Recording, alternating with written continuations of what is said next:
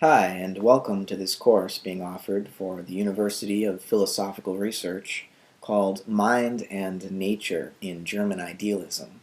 My name is Matthew Segall, and I'll be your instructor for this 10-week course. I'm a doctoral candidate in philosophy and religion at the California Institute of Integral Studies in San Francisco. This course will focus primarily on 5 thinkers: Immanuel Kant, Johann Gottlieb Fichte, Georg Wilhelm Friedrich Hegel, Johann Wolfgang von Goethe, and Friedrich Wilhelm Joseph von Schelling.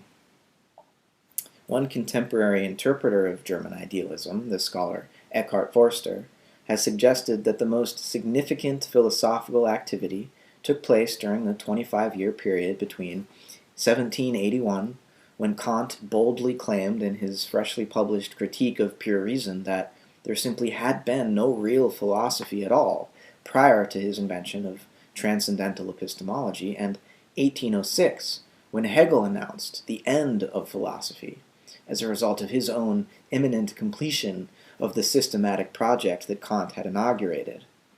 In other words, the intense dialectical fervor that erupted principally between these 5 thinkers during this 25-year period can in some sense be argued to constitute the beginning and the end of philosophy as such.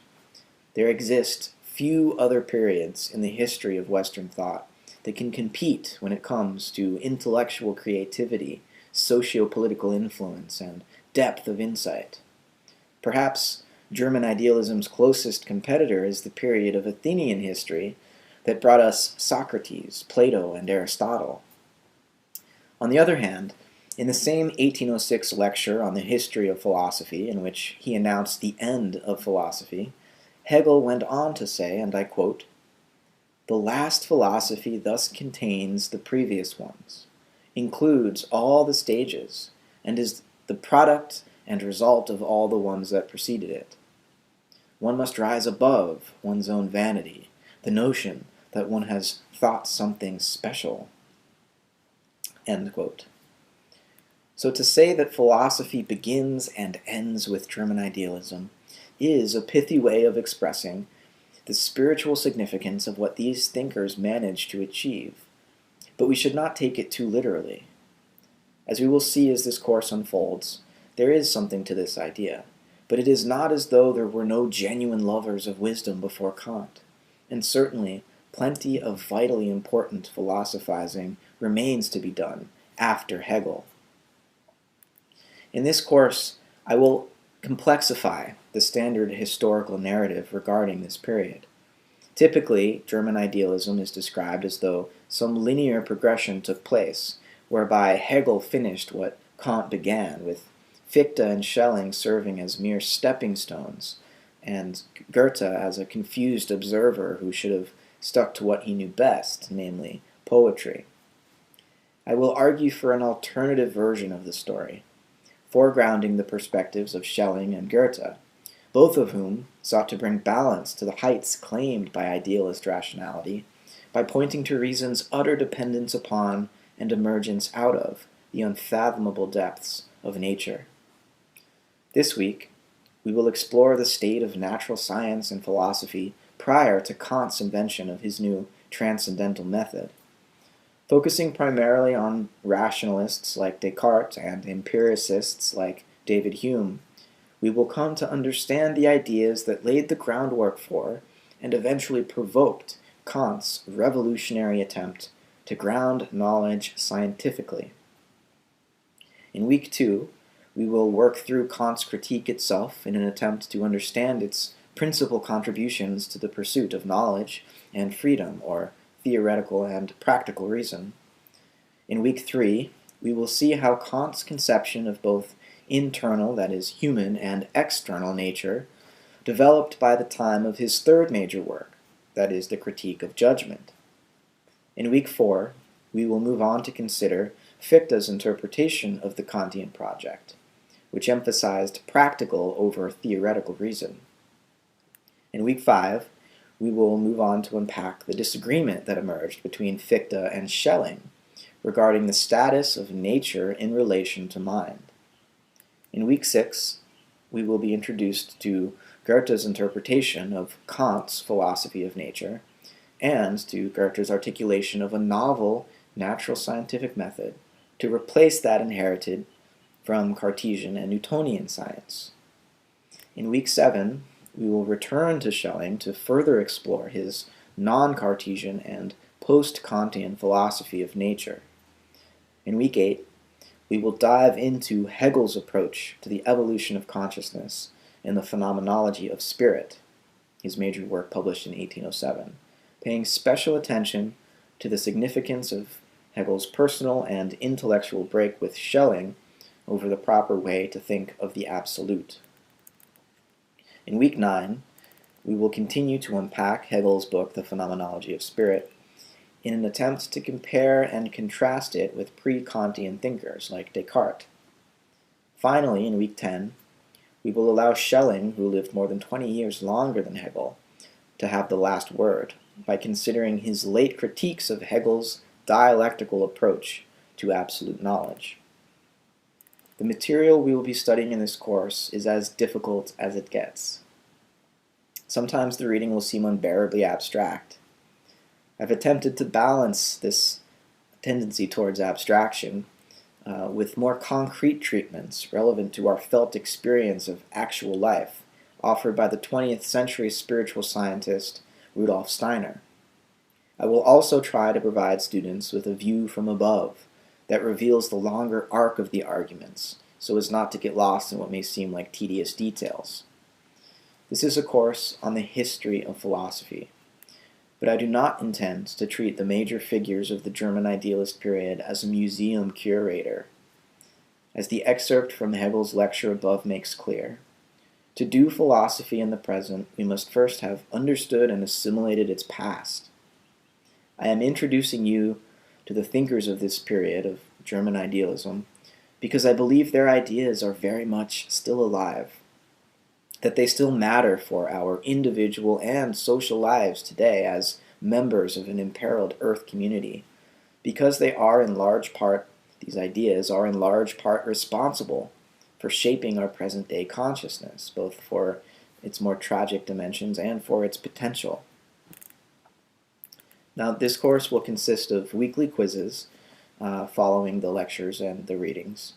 Also 2 midterms, each between 500 and 750 words, which will be due on the 3rd and the 7th week, and also a final paper of 1,000 words, which will be due on the 10th week.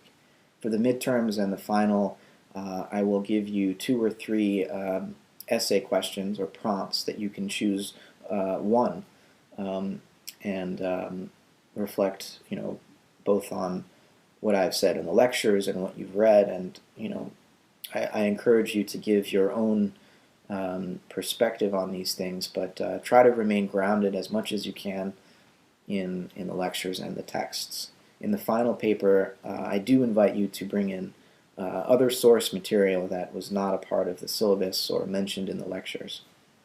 The 2 books that will be required for this course are Friedrich Schelling's lectures in the, I think, 1833 on the history of modern philosophy. Schelling gave these lectures a year or 2 after Hegel died, and in these lectures we see Schelling reflecting upon not only his own career but the careers of Kant and Fichte and Hegel, looking back and trying to understand what exactly happened when these thinkers earlier in the century, 30 years earlier, let's say, were really in the thick of it. We'll also be reading The Romantic Conception of Life, Science and Philosophy in the Age of Goethe by Robert Richards, which is really quite a wonderful both history of ideas dealing with this period, but also it gives the story of the personal relationships and the friendships and the breaks that occurred in these friendships. Many of the thinkers that we'll be discussing were in fact members of close circles of friends, and much of their philosophizing emerged out of intense interpersonal dialogue. So these weren't just abstract ideas, though they may at times seem to be abstract, they are in fact, arising from face-to-face dialogues, and you really get a sense for the personalities of these thinkers from Richard's book here. So that said, let's begin with this week's lecture on metaphysics before Kant. So in order to better grasp the significance of the philosophical revolution that Kant initiated in the last few decades of the 18th century, it is necessary to first trace the development of modern philosophy before Kant as it responded to a prior revolution, that is, the scientific revolution. Scholars sometimes talk about these revolutions, the Kantian, the scientific, the Copernican revolution, as though they were neatly defined epochs of Western history whose causes and conditions were or are objectively known or impartially understood. But I think this is hardly the case. The version of the past that we remember is always a story told to serve our understanding of ourselves in the present. Our self-conception in the present may differ greatly from a past people's interpretation of themselves. As historian of science Stephen Shapin has written, for example, and I quote, "Most 17th century people had never heard of our scientific ancestors and probably entertained beliefs about the natural world very different from those of our chosen forebears. Indeed, the overwhelming majority of 17th century people did not live in Europe, did not know that they lived in the 17th century, and were not aware that a scientific revolution was happening." End quote. The brief story of this early modern period that I wish to tell is obviously not exhaustive and is by no means the only story that could be told. Not only will it be a simplified version of the story, it will be told so as to serve my interpretation of the relationship between mind and nature as the German idealists understood it. I will also tell an unorthodox version of history in that I will not simply celebrate the birth of modern science and rationality as a rejection of childish superstition and religious myth, as is the norm today, which you see, for example, in the recent remake of Carl Sagan's TV series Cosmos that Neil deGrasse Tyson is making. This is a great example of the way that the scientific revolution is celebrated in a sort of one-sided way. Now, I will try to tell a somewhat more ambiguous story about the rise of modern science and modern philosophy, taking the good with the bad. Though what was gained in the way of knowledge cannot be denied, we all too often forget what was lost in regard to how human beings came to understand their relationship, or lack thereof, with the rest of the Earth community and wider universe. Alongside the modern mind's increase of knowledge and power over nature, there grew an intense feeling of alienation from nature. We will see how this alienation became all the more acute after Kant's critiques of theoretical and practical reason. And we will also see how the thinkers after Kant, principally Schelling and Goethe and Hegel, tried to overcome this alienation by radicalizing the project that Kant had inaugurated. Now, before we go on, it is important to note that the scientific approach to philosophy that the German idealists were striving for is not at all the same sort of science that we know today in the English-speaking world. For these philosophers, science, or as they called it in German, Wissenschaft, was not limited to the natural sciences like physics and biology, but included the humanities and the social sciences as well. In other words, when the thinkers we will study refer to science, they mean that sort of knowledge which considers not only objects in the external world, but also the subject's relation to these objects. Wissenschaft is a science of the whole of things that assumes an intimate relationship exists between the knowing subject and the objects known. Natural science as we know it today largely ignores the role of the subject, and instead examines the objects of nature as though we had direct and unproblematic access to them, as though we had a view from nowhere. So that said, let us continue to set the stage for Kant. by beginning our story with the astronomer Nicholas Copernicus, who lived from 1473 until 1543. Copernicus worked on his formulation of the heliocentric model of the universe throughout his lifetime, sharing his findings with only a few associates until his famous book on the revolutions of the heavenly spheres was finally published after his death in 1543. Copernicus's idea to reorganize the solar system so as to place the sun at the center while throwing the earth into motion around it was not a new one. 1800 years earlier, the Greek astronomer and mathematician Aristarchus was the first thinker we know of to have proposed a heliocentric model. Copernicus's heliocentric theory was influenced by his reading of Aristarchus and other Pythagorean astronomers, but also by Hermetic and Neoplatonic philosophy. Remember that for Plato, as described in his Dialogue the Republic, the good, the idea or form of the good, or the highest principle of all knowledge, was to be understood by analogy with the sun. Just as the sun makes all vision possible for the human eyes, the good makes all knowledge possible for the human mind. In his book on the revolutions of the heavenly spheres, Copernicus writes, quote, "At rest, in the middle of everything, is the sun. For in this most beautiful temple, that is the universe, who would place this lamp in another or better position than that from which it can light up the whole thing at the same time?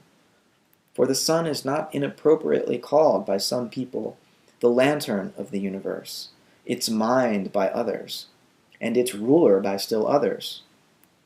The thrice greatest, that is Hermes, labels it a visible god, and Sophocles' Electra, the all-seeing. Thus, indeed, as though seated on a royal throne, the sun governs the family of planets revolving around it." End quote. It was not simply the descriptive elegance of the geometrical equations that led Copernicus to adopt the heliocentric model. After all, until Kepler and Newton perfected his mathematics, the old Ptolemaic model, the geocentric model of the heavens, was still more accurate. It made better predictions. So it was not just the descriptive elegance of his geometrical model. It was also Copernicus's allegiance to these ancient sun-worshipping schools of philosophy. What is most important about Copernicus's revolutionary theory, for the purposes of this course, is the way in which it called into question what for so long had been taken for granted. Common sense, for thousands of years, held that our earthbound perceptual perspective of the rotating heavens could be trusted as a basis upon which to build a rational cosmology. It is still an assumption that present-day people have trouble getting over. The sun rises in the east and sets in the west. The moving sun and sky seems centered around a stationary earth. What was so revolutionary about Copernicus's heliocentric model is that it called this commonsensical experience of the heavens into question. Sensory experience, it seemed, could not be naively trusted. Instead, we must turn to the higher rational truths of geometrical analysis if we want to understand things as they truly are. The importance of Platonic philosophy for Copernicus's revolutionary theory should be apparent here. As Plato taught, philosophers must pay attention not to the changing appearances of the sensory world, but to the eternal forms behind them as revealed to the rational intellect. It is a short step from Copernicus's astronomical theory, which gradually gained acceptance among Europe's intelligentsia over the next century, to Descartes' regrounding of philosophy upon a new rationalist epistemological basis. Let us move then to René Descartes, who lived from 1596 until 1650. Descartes is often described as the originator of modern philosophy. In the midst of a series of religious wars being waged across Europe, Descartes attempted to find a more universal basis for the establishment of truth than that offered by tradition or common belief. He wanted to find a presuppositionless beginning point for philosophical reflection upon the nature of reality, that is, God and nature. Only by finding such a secure and indubitable starting point could Descartes be certain of the knowledge produced through his method. He decided to begin his meditative search for certain knowledge by doubting everything he could manage. He found that he could conceivably doubt not only the existence of other people and of the external world, but even the existence of his own body. Indeed, an evil demon, he surmised, could be orchestrating every aspect of his experience of the outer world. But even if this demon were all-powerful, the one thing that Descartes realized he could be sure of was his own thinking activity, and by implication his own existence.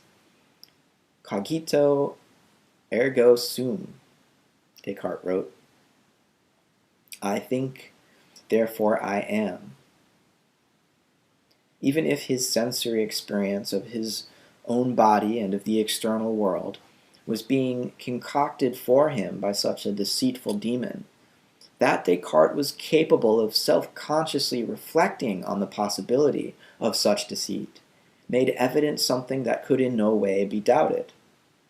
Descartes realized that it was in his own ability to doubt the external world that the firm foundation for knowledge he sought could be established. Descartes believed he had clear and distinct knowledge of his own thinking activity, of his own doubting. He may as well have said, I doubt, therefore I am. The modern reflective ego was born in this experience of doubt and alienation from everything natural, whether it be the feelings of its own body or of the sensory impressions coming to it from the outside world. As Schelling puts it, Descartes' identification of thinking with being, I think, therefore I am, in the experience of the cogito, quote, established the keynote of modern philosophy, which worked like a spell by which philosophy was caught in the realm of the subjective fact of consciousness. In this decision lay the most decisive breaking away from all authority. The freedom of philosophy was thereby achieved. End quote. You might say that Descartes' achievement marks the moment when religious revelation was replaced by autonomous, reflective reason. But there was a problem.